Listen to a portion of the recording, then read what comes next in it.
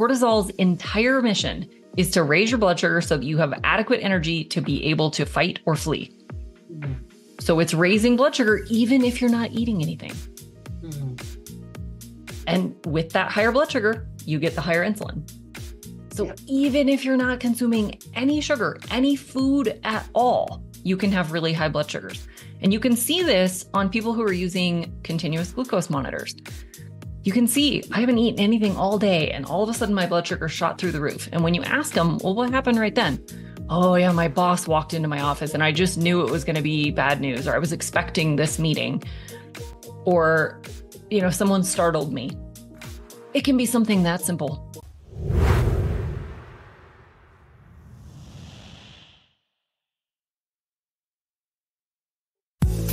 I'm Lynnis Woods-Mullins, and I love to help women to vibe, to be more vibrant, intuitive, beautiful, and empowered in midlife. So come on, let's vibe.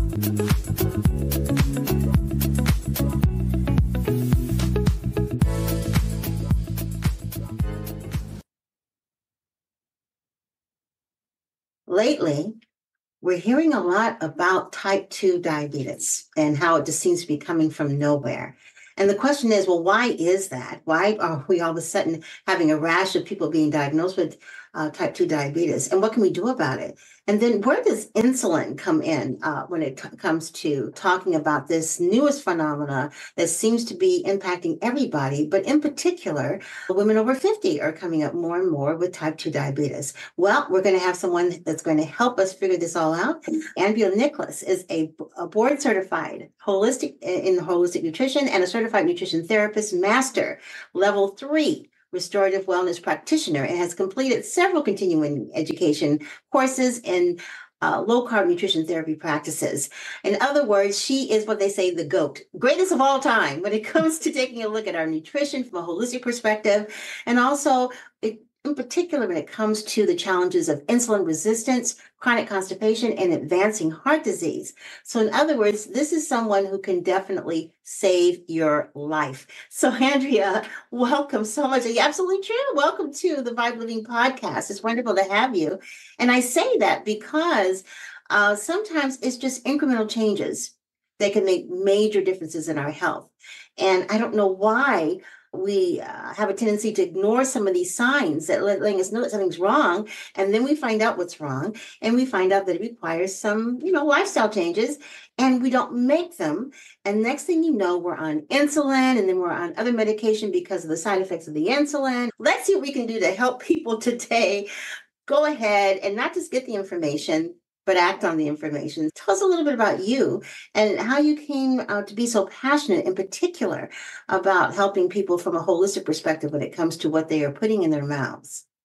Absolutely. Thank you so much for having me. This is going to be a lot of fun and very informative for a lot of people out there, because I think this is a problem that a lot of people aren't even aware of. It is growing in popularity, like you said, but I think a lot of people still think, oh, well, there's lots of other people that have this problem, and they're not even really thinking about the fact that it's probably impacting them as well. A lot of the new research is showing that 93% of the population have some level of metabolic dysfunction. Wow. You have to kind of assume that involves you. Yeah. That's pretty much all of us. Just within the last, I think we talked about this within the last couple of years. Out of nowhere comes this weight. Now, and I am a nutritionist and I know about all these things, but everybody's body is different. That's why it's so important to be tuned in to what's going on with you and then not ignore it. So finally, I followed my own advice. I didn't ignore it. And so now I'm back on a downward trajectory. I'm one of the lucky ones. I don't have the insulin resistance and some of the other things, but I do know plenty of people. I can tell you a tale of woe of someone.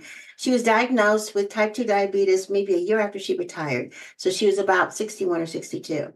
And quite frankly, even though I, as a friend, was telling her, I know her doctors were telling her, she did not make the lifestyle changes. She did increase her exercise. She was still thinking that potato salad was, she would let her family members talk her into baking all these sweets and goods, and then she would partake as well. Well, fast forward about 10 years later, because she's on insulin stuff, her sight begins to fail. She has gained another 200 pounds. She was once my size, about a size 6, size 8. Now she's a size like 22. Yeah. She lost the use of her legs. And then she began to lose her hearing. And inevitably, she began to lose her mind. Yep. Just died 3 weeks ago. And I look at this and I feel like this happened on my watch, so to speak. But, I always think about horses and water. You can lead a horse to water, but you can't make them drink. So I know part of your passion is getting the education, but I want to know, how do you get people motivated to actually act on the information that you provide? Yeah, I think that is the trick. And that's the hard part for a lot of us is we have all the information in a lot of cases, or we can get the information, but then actually doing something about it is the hard part. And like you said, we can't make anyone else do the work. They have to want it for themselves. It's just like someone who's, addicted to smoking or drinking or any kind of drug use or whatever. We can't want them to clean up their act. They have to want it. The same thing is true when it comes to all aspects of health. You can't make someone work out if they don't want to. You can't make someone change their diet if they don't want to. They have to want to. So for me, that begins with helping them really understand what it is that they're facing, what the consequences are, those things. None of us really want to lose our legs. No one wants to go blind. No one wants to have Alzheimer's or dementia or, any loss of function that leads to a lot of suffering. And so I think if people understand the consequences of those choices, that can often be helpful. But they also have to know, like, what do they have to do? How hard is this going to be? Are there things they can do that aren't so hard? Or is there a way to make it simple? Is there a way to still enjoy life? I think so many people feel like this is going to overhaul everything they do, and they're not going to be able to have any fun, and they're not going to be able to go to the parties. They're not going to be able to do all the things they love to do. And that's just really not true.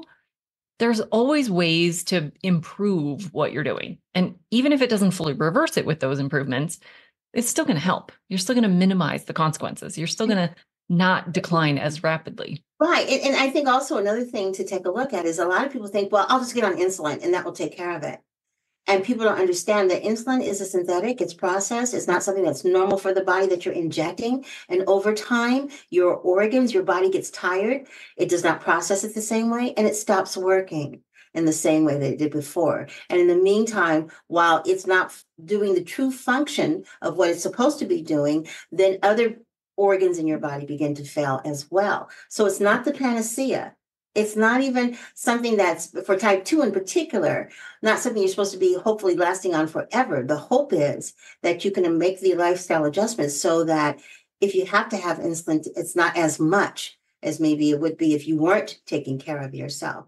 My other tell of not woe is someone else who was diagnosed with diabetes around the same time as my friend. We belong to the same prayer line. Okay. She's still alive, same ages, retired around the same time, but she's still alive. Does she struggle with her blood sugar level sometimes? Yes. Is she still on insulin? Occasionally, but not as much because she made the lifestyle changes. And that has basically saved her life. She's had none of the same issues that my poor friend had who passed away. And I think that is such a good example of what you can do by making incremental changes. So let's talk about that. I'm glad you mentioned that. Some people think it's like so hard. What can you do to get control? Yeah. So diet obviously is going to be the biggest driver. That's directly contributing to blood sugar issues. That's directly contributing to what your insulin levels are doing naturally if you're producing insulin. Obviously, if you have type 1 diabetes, you don't have any insulin that you're producing. So you have to take medications. Type 2 diabetes is actually the opposite end of that spectrum. It's actually too much insulin. It's just that your body isn't listening to that signal. So it takes a lot to do the job that it should be able to do with much less. So actually injecting the insulin, while sometimes necessary, just like taking any medication can be necessary, it's actually making the problem worse because you're just adding more insulin to an already high insulin state. So really, we have to get control over the diet. And that can happen incrementally. That can happen overnight. Everyone's got a little different personalities. Some people are cold turkey, rip the Band-Aid off people. And some people are a little more gradual and need to kind of baby step in. But for sure, none of us need to be eating refined sugars, simple carbohydrates, highly processed foods. These are the things that are driving blood sugar highest, fastest. They're the biggest impactors. So for all of us, whether you have diabetes or not, that's probably something that really should be minimized or completely eliminated. Just get rid of the simple things. Along with that, I would also say don't drink your calories. Don't drink your sugars. So avoiding the sodas, avoiding juice. I know a lot of us have been told that juice is a great thing and juicing is good because it's, packed with all these nutrients, but it's also concentrated sugars. It's highly processed. Even if you make it at home from scratch, you're concentrating. Like a glass of orange juice is like the equivalent of 16 or 18 oranges. You would never sit and eat that many oranges, but you're drinking that much sugar in one glass. So I would not drink your sugars, especially, but really drinking calories is just not ideal in general. And then from there, we just kind of have to finely tune the rest of your diet, making sure you're getting adequate protein, that you're getting healthy fats in. Those are what are going to keep you satiated. They're giving you all the building blocks that you need to make hormones, to make enzymes for your muscles, for your brain, for your bones, all these things. And then depending on your tolerance level, you might be able to add in some complex carbohydrates and even some starchy carbohydrates. It just depends on your health. The most severe diabetes cases are truly carbohydrate intolerant. So you might actually need to avoid those things for a while. If you can reverse the condition, you might be able to add some of those things back in. But if you add all the junk and the refined and the simple sugars back in, you'll wind up right back in the diabetes position. So we really do have to get a hold of the diet first. That's the biggest driver. Let's talk about some of those simple incremental changes that people may not have thought of that might make a difference. What are some of the things that people, should take a look at just dropping completely? Yeah, for sure. Any of the simple stuff. So the sodas, anything with like syrup or plain sugar, anyone that's adding straight sugar to their coffee or to their breakfast or, any of those kinds of things, just, eliminating anywhere you can the simple sugars, the candies, the cookies, the pies, the straight sugar in your coffee, the sugar filled, frappuccinos and really desserts in a cup. All of these kinds of things are really the biggest drivers. So those really need to be, honestly, they really should be eliminated if you have diabetes. They're just blood sugar bombs. And there's just really no way around that except for loading up on medications that all have side effects and all have their downsides. So avoiding the really simple things is the easiest thing to start with. The second thing I would say is really look at your overall just eating schedule. How often are you actually putting things that have flavors or calories in your mouth? That includes all your drinks, any mints, gum, like all the things. How often, how many times a day are you actually putting things in your mouth? Most people are putting something in their mouth like 16 to 18 times a day. Every time you do that, even if it has 0 calories, if it's got a flavor, if your brain or your hormones can perceive food coming, which it can come from even non-caloric sweeteners, your body's responding to that. And so you may get an insulin spike, even though you're not getting a blood sugar spike. Well, that's contributing to dysregulation. Now you've got insulin when you don't actually need it because you don't have incoming sugar. And that's contributing to all of these problems. So whether you're taking in calories or not, we really need to narrow down the number of times we're spiking all of these systems. We need to give them time between meals. So not only between dinner one day and breakfast the next day, but also between those meals. Your digestion needs time to process all those foods.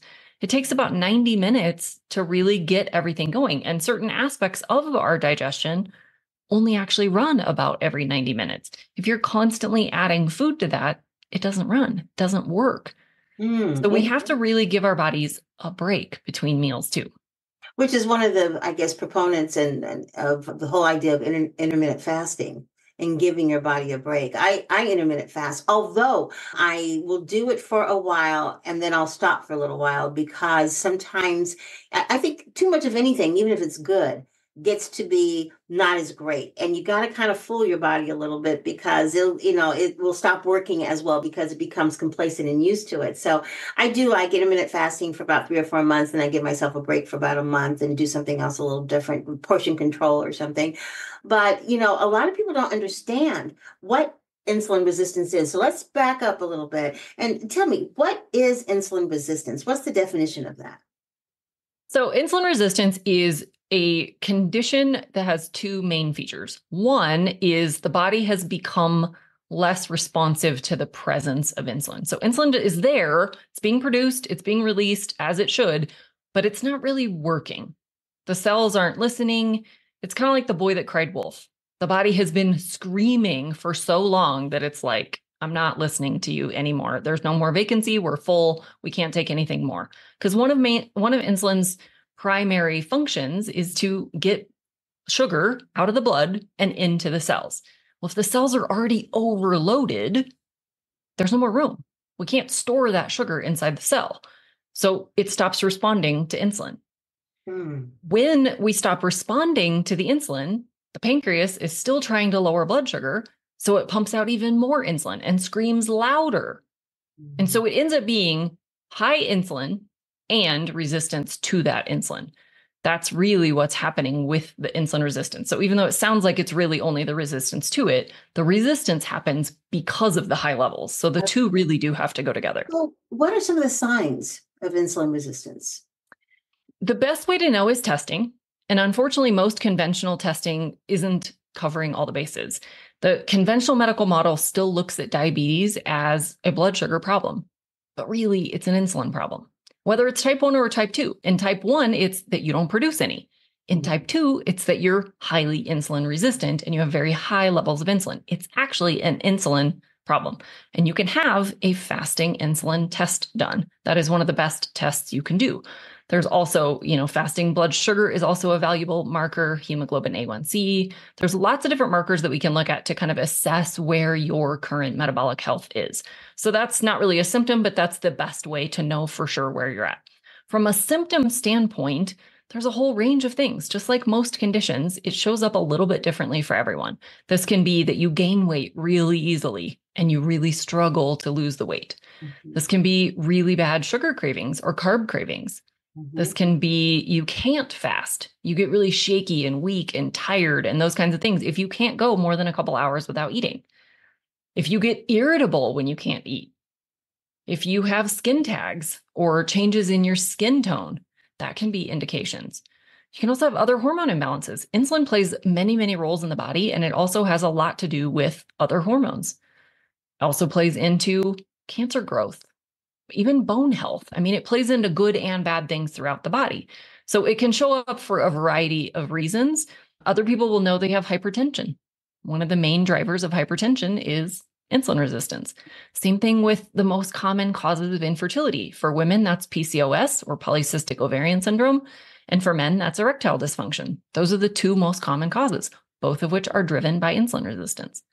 So it can show up in a lot of different ways, but really, if you have any chronic health condition that no matter what you do just isn't getting better, or medications are the only thing you've been able to find that move the needle at all, you probably have insulin resistance.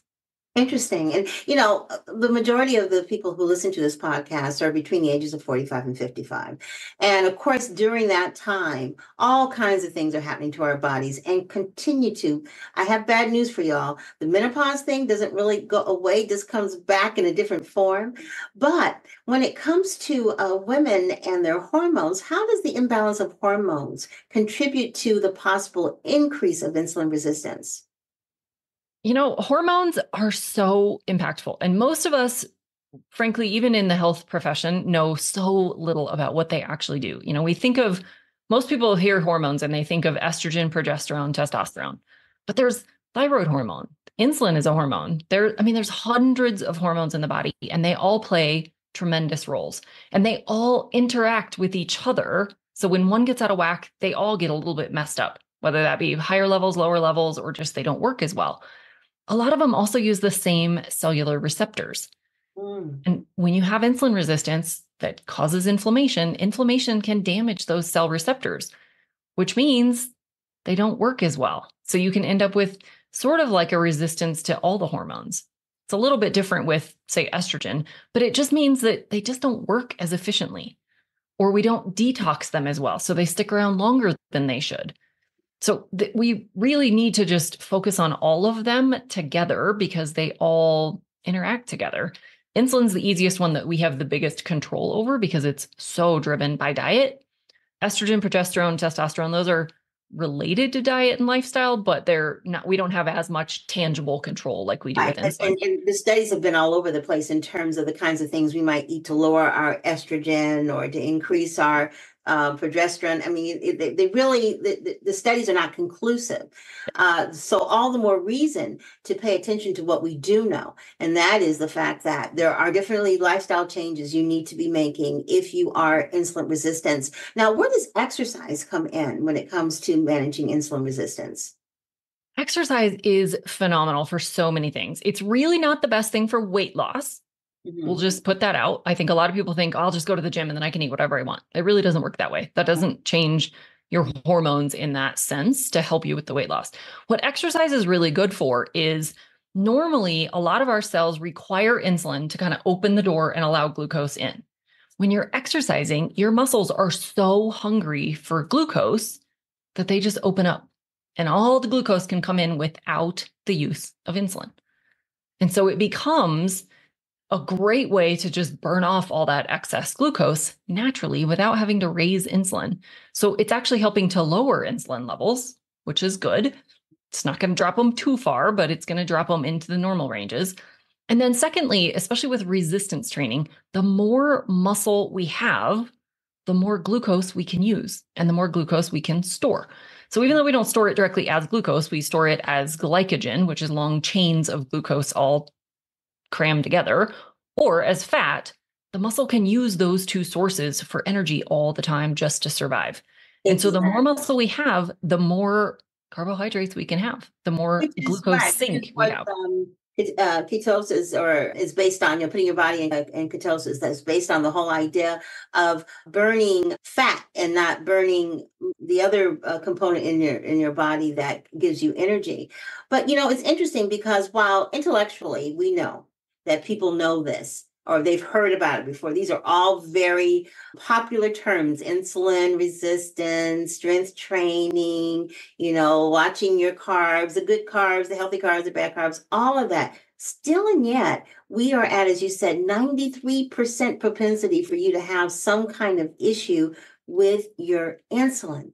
So, what is the answer? What is it that you think we need to really start thinking about to make a change to not have those kind of numbers? There's got to be some kind of secret sauce or some kind of thing that all of a sudden people have an aha moment and make a change. What do you think it is? I think diet is the biggest change. If we look at the way we've eaten throughout history, all of human history, it was primarily whole foods straight from the earth, whether that be animal products or berries, vegetables, whatever. It was straight from the earth, whole ingredients that might have been then combined or just eaten as they were. That's not how we're eating today. Most of us are hitting drive-throughs. We're buying things in boxes and bags and packages. We don't even know what most of the ingredients are in our food Right. anymore.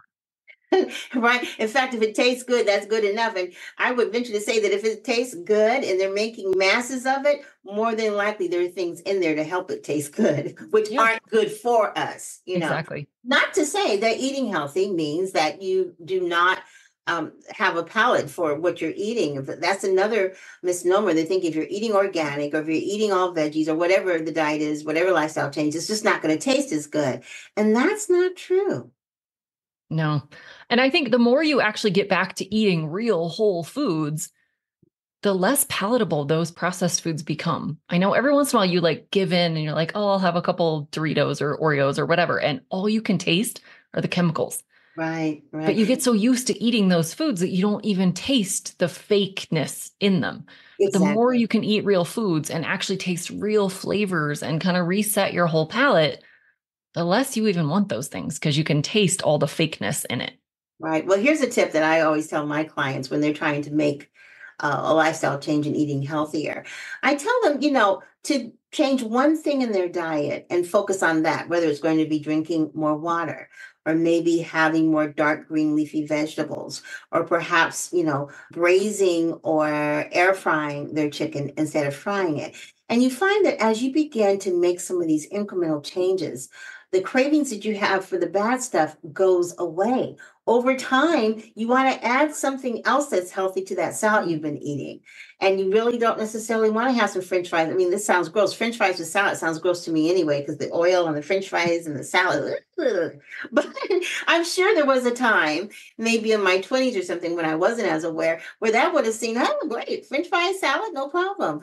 And it's really interesting. The more you add that's good incrementally, the less you're going to want to keep those other habits. And the more you're going to want to kind of decrease the things that aren't good. And I think the example of the potato chips is absolutely fine. You can really shoot to heck the whole theory of no one can eat just one from Lay's potato chips. That's an old slogan. I'm dating myself.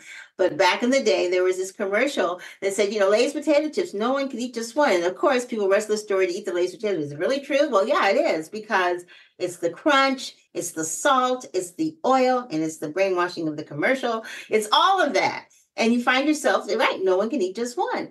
But what happens is when you decide to make that change incrementally to eating healthier, you find out that, yeah, you can probably eat just one or two, but not the whole bag. Yeah. And I've had some of those sessions back in the day. My weakness was Cheez-Its. Yep. And it was like the hand to mouth, not even tasting it anymore. Just, I fell asleep eating Cheez-Its one time. My girls woke up and said, Mom, gross. Wait, you're eating Cheez-Its in your sleep. Yep. But that was the emotional eating part of the time when I was raising my kids. Now they're all in their 30s and I don't do that anymore. But, if we can stop and take a look at those incremental changes that we can make, that can make such a difference, as you said, eating healthier, getting more exercise. What about stress? How does stress impact our body's ability to deal with the insulin issue? Stress is a major problem. And I think that's up there almost equal with diet. And I think we're so used to it, just like we are with chemicals in food. We're so used to it, we don't even recognize it. I ask every one of my clients how would they rate their stress, and almost everyone is like, no more than average, which in and of itself says a lot because the average is really high nowadays. Like 8, 9, yeah. Yeah. But everyone kind of assumes that, no, I'm not under any more stress than anybody else. Like they just brush it off as not even a thing, or that it comes and goes, but it's not really a big deal. The problem is we're not really even looking at all the sources of stress to begin with.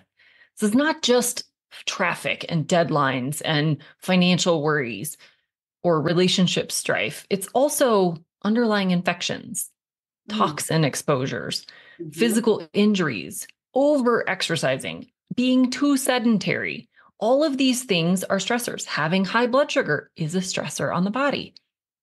All of these things are contributing to the problem. And really what happens is when you're under any kind of stress that your body's perceiving, even if it's not even real, it's just a worry in your mind. It's not even something that has happened. Even a perceived stress raises your stress hormones. Specifically, one of them is cortisol. Cortisol's entire job is to raise your blood sugar to give you the energy to either run from or fight off your attacker. But most of us don't actually need to physically fight or run from our attacker. These stressors are things we sit and stew in. These are worries. These are, day-to-day to-do lists. These are all of the things we don't actually need blood sugar to fight them off. But we don't have control over that. Cortisol's entire mission is to raise your blood sugar so that you have adequate energy to be able to fight or flee. Mm-hmm. So it's raising blood sugar even if you're not eating anything. Mm-hmm. And with that higher blood sugar, you get the higher insulin. So even if you're not consuming any sugar, any food at all, you can have really high blood sugars. And you can see this on people who are using continuous glucose monitors. You can see, I haven't eaten anything all day, and all of a sudden my blood sugar shot through the roof. And when you ask them, well, what happened right then? Oh yeah, my boss walked into my office and I just knew it was going to be bad news, or I was expecting this meeting, or, someone startled me. It can be something that simple. Now, of course, that's a quick spike and it comes right back down because it was a short-term situation, but you can see it literally happen on a continuous glucose monitor. The same thing happens when you're watching a suspenseful TV show. You don't have to be eating anything. Interesting. You're perceiving this stress. Yeah, a lot of times people think the stress is grounded in other things, like you mentioned, financial matters, relationships, and all the other stuff. But it's all the other things that we don't even encode as stress because we're just so used to dealing with them that we don't even perceive it as it being an issue. I have found that meditation has helped me a lot when it comes to driving down my cortisol levels. In fact, you can drop inches once you learn the meditation, because it drives down the cortisol levels. And of course, cortisol, another part of cortisol, it can thicken you, especially when you're menopausal. And of course, when you're going through menopause, the cortisol levels go way up anyway. And then you add the stressors of the day and the other inherent stresses that you're not, or intrinsic stresses that you're not even thinking about. And it's no wonder everybody's walking around with stomachs that look like they're 3 months pregnant. I mean, it really, I mean, that's really the truth. The thing that worries me a lot is when I see young people, 15 and 16 years old who haven't had any children, not in menopause or any of that, and they've got these stomachs. Yep. And it's almost like a source of pride these days. I see people wearing outfits where it's showing that obviously your stomach is, there. And that's what concerns me, because when I see a stomach, an extended stomach like that, I see all kinds of things going on around blood sugar levels. Yep. That can lead to other things. Andrea, it's been so wonderful talking to you. And I really am grateful for your mission and for getting the word out there. For people who want to find out more about your services, because I'm assuming you work with people virtually, we have put all your contact information in the show notes. And I just want to thank you for your service, because I know when you do these podcast interviews and everything, it's not necessarily for pay, but it's for getting the word out because you are that passionate about what you do. Yes, absolutely. I think the more information people have, the more action they can take and the lives that they can change, not only for themselves, but everyone around them, just to inspire them to take action. Absolutely. Andrea, thank you so much for being on the V.I.B.E Living podcast. It's been wonderful having you here today. Thank you so much for having me. You're welcome. And for all of you who've been listening, thank you for joining us. I know there's so many podcasts out there that you could be listening to, and I'm glad you decided to spend a few minutes with us. Please take a look at the links on the show page to find ways to get in touch with Andrea, to learn more about her philosophy and how you can get involved in having her help you to lower your blood sugar levels and to get control of your insulin. And if anything we've said today resonates with you, please let us know. I'd love to see your comments. Please like, share the podcast, and subscribe so that you will not miss one single episode, because we have some great interviews lined up that are going to help you to be more vibrant, more intuitive, beautiful, and empowered in your midlife. Thanks so much for listening, and don't forget to vibe. Bye-bye, everybody. Thanks for listening to the V.I.B.E Living Podcast. And don't forget to subscribe, like, and comment, and share this podcast. Have a fantastic day, and don't forget to vibe. Bye-bye, everybody.